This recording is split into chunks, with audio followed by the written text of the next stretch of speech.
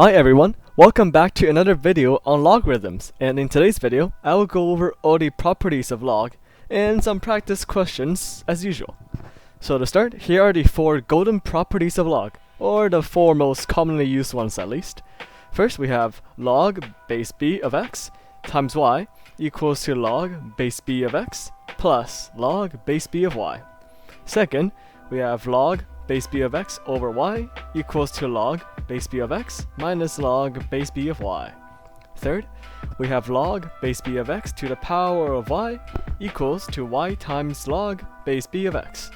And lastly, log base b of x equals to log base b of y if and only if x and y are the same. So let's say I want to simplify the following expression, log base a of x times y over z. So, using the product and quotient rules, we know that the x times y is just plus, and the over z is just minus. So, we will have this answer. And how about this? This one is a bit tricky since y and z are both under the fraction as the denominator, which means that we have to group them together after the same minus sign.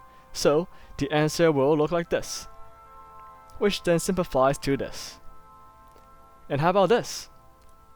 Since the z is outside of the denominator, we treat it the same as this, which simply just simplifies to that.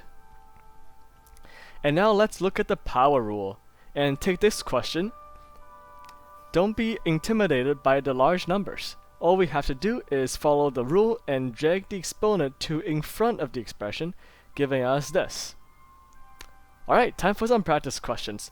Pause the video to try them out on your own first before I reveal the answers.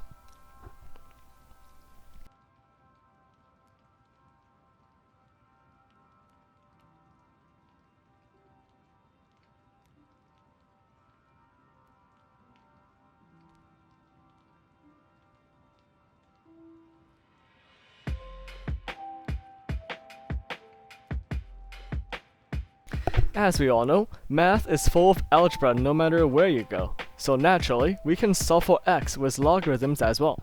Take this question as an example. Looking at the right side, we simplify it to log base 12, 2 times 7, which is just 14, using the product rule.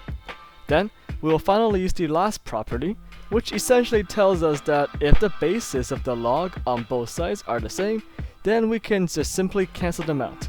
So in this case, since all the terms on both sides are under the same log, which is base 12, then we can cancel them out and treat it as a normal algebra question, which is 3x plus 5 equals 14. X will be 3. Now let's do more practice to strengthen your understanding.